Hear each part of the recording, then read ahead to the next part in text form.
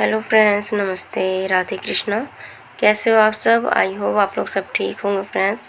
तो मैं आ गई अपने एक और नई वीडियो के साथ। और आज की वीडियो में मैं आपको बताने वाली हूँ कि बचे हुए चावलों से हम क्या। देखिए, मेरे घर में मतलब चावल बना था शाम के टाइम, तो बच गया था। तो सुबह मैंने सोचा फेंकने से तो अच्छा है कि मैं इसका कुछ बना लूँ।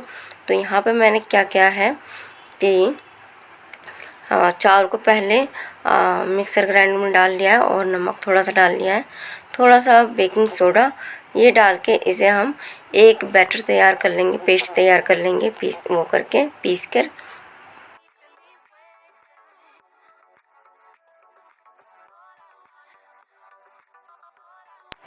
कुछ इस तरह से चावल का पेस्ट तैयार होगा। और देखिए, यहाँ पे मैंने पहले ही तैयार कर लिया था, बट बाद में दिमाग में आया कि मैं अपने फ्रेंड्स के साथ ये शेयर करूँ, क्योंकि बहुत ही यूज़फुल है।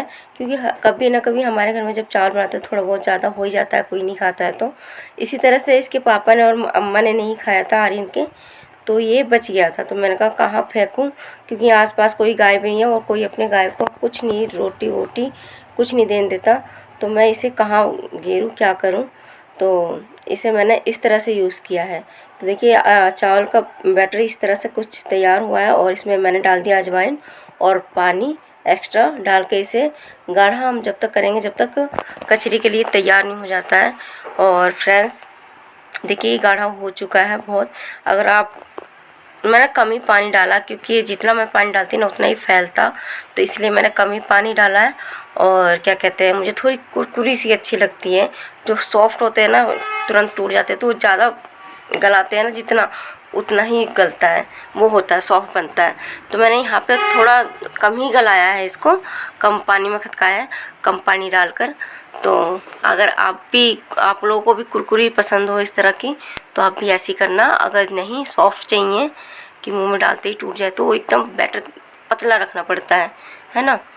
और देखिए, यहाँ पर मैंने इस तरह से दूध की पिन्नी हो या तेल की पिन्नी हो, इस तरह से कोन बना के, मैंने वो भी नहीं दिखाया क्योंकि वीडियो ऑन करा था, लेकिन कैमरा लगाया था लेकिन वीडियो ऑन करना भूल गई थी फ्रेंड्स।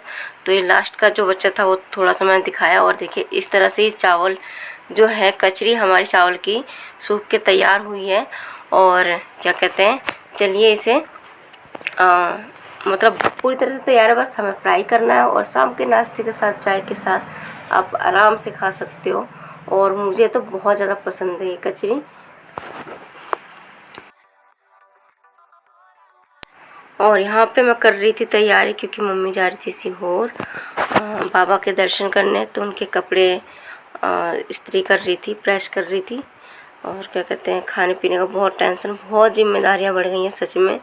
कुछ समझ में नहीं आ रहा कैसे क्या करूं, क्योंकि घर का काम कर पाती हूँ, थोड़ा बहुत दुकान का कर पाती हूँ, तो वीडियो के लिए मुझे समय मिलता ही नहीं है। तो कभी कभी ऐसा होता है ना कि हाँ, इस काम को बंद कर दूँ, क्या करूँ, क्योंकि मैं कभी भी अपने काम को टाइम नहीं दे पा रही हूँ ठीक से, जिस तरह से मुझे देना चाहिए। और ना ही इस तरह से करूँगी तो मैं आगे बढ़ूँगी भी नहीं इस काम में कभी भी। तो कभी कभी जी करता है कि छोड़ दूँ, बट क्या करूँ, मेरे पे ये काम छोड़ा भी नहीं जा रहा, क्योंकि मैं इतनी जुड़ चुकी हूँ ना आप लोगों से, अपने यूट्यूब फैमिली से इतनी जुड़ चुकी हूँ कि मुझे छोड़ा भी नहीं जाता कि हाँ कोई नहीं, चलो कुछ दिन बाद जैसे भी मुझे समय मिलता है, मैं अपनी फैमिली से जुड़ी हुई हूँ। और अपने मन की, अपना जो भी थोड़ा बहुत है वो मैं आप लोग के साथ काम मेरा जो शेयर करती हूँ। तो इसलिए ना छोड़ना भी नहीं जाता है, बट कभी कभी बहुत ज़्यादा टेंशन हो जाती है, क्योंकि बहुत ज़्यादा, क्या बताऊँ मैं, बस सब समझ जाओ जो समझने वाला है। तो अभी गर्मी शुरू हो चुकी है, तो मेरी ना प्रॉब्लम भी बढ़ती जा रही है। मेरा ना, मुझे कुछ होता है, बात करते करते ना मेरी एनर्जी डाउन हो जाती है, आवाज़ में धीमी पड़ जाती हूँ मैं, बहुत ज़्यादा, बहुत एनर्जी डाउन हो जाती है और सांस फूलने लगता है। तो मैं वॉइस ओवर कर नहीं सकती हूँ। आप समझ सकते हो कि मैं इस टाइम बहुत ज़्यादा परेशान हो गई हूँ, बोला भी नहीं जा रहा, मुंह सूख जा रहा, जीभ जो है इस तरह से खिंच रही है कि क्या बताऊँ। तो फ्रेंड्स, यहाँ पे मैंने मम्मी सीहोर जा रही थी, आप लोगों से बताया अभी, तो तो मीठी पूड़ी तैयार कर रही थी, करेले की सब्ज़ी, पूड़ी सब्ज़ी, ये सारी चीज़ें मैंने तैयार करी है। और मुझे ना कम से कम 2 से 3 दिन से मैं तैयारी में लगी हुई थी, क्योंकि मुझे एकदम काम का प्रेशर ना हो, लेकिन फिर भी पूरे टाइम निकल जाता, कैसे भी कर लूँ मैं।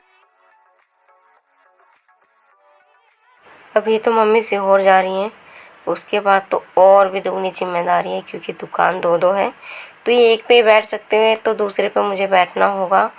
और क्या कहते हैं, घर का भी काम, शिवांश भी अभी छोटा है, और पता नहीं किस तरह से सब मैनेज करूँगी, समझ में नहीं आ रहा।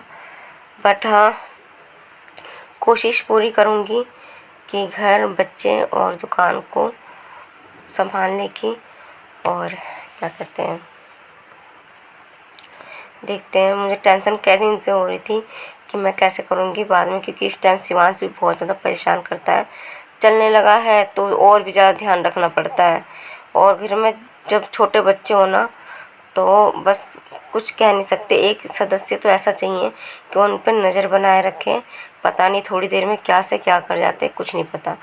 परी और शिवांश दोनों ही छोटे हैं, और सबसे ज़्यादा शरारती मेरी परी है, तो उस पर भी ध्यान रखना पड़ता है, शिवांश पे भी ध्यान रखना पड़ता है।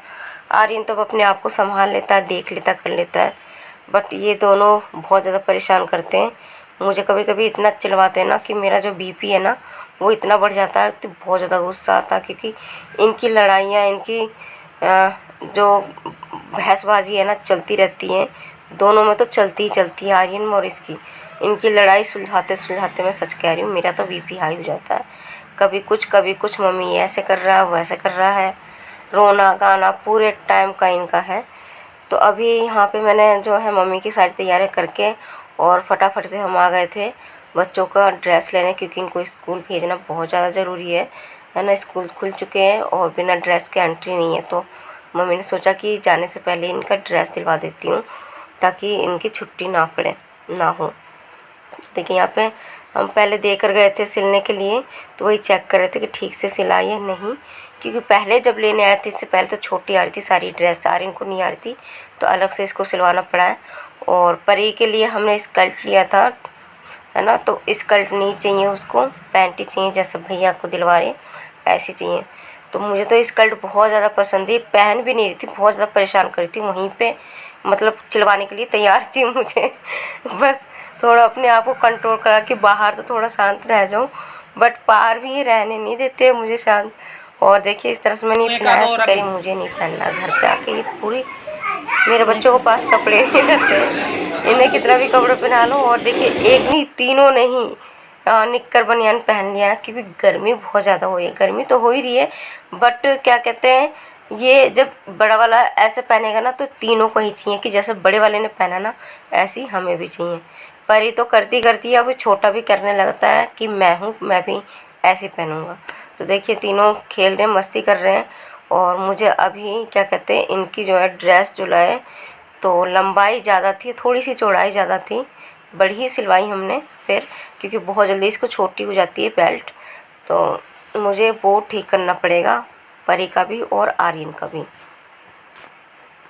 हम मम्मियों की खास बात क्या है कि हम कोई ड्रेस लाए बच्चों की और वो घर पे आके छोटी ना करनी पड़े, ऐसा हो ही नहीं सकता, क्योंकि ये सदियों से चलती हुई रीत आ रही है।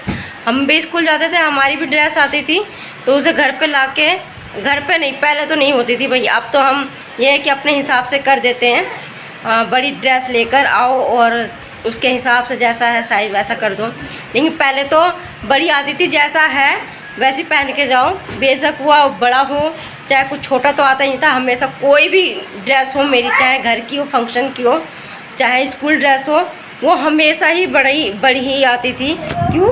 बच्चा बढ़ता हुआ है, 2-4 साल ना चले, ऐसा हो नहीं सकता, इसलिए बड़ी लाती थी। और वही उसी रीत को निभाते हुए हम भी ले आए। तो चलिए, इसे तो मुझे अब करना पड़ेगा छोटा, पैंट को करनी पड़ेगी छोटी, और लग जाते हैं इस काम में।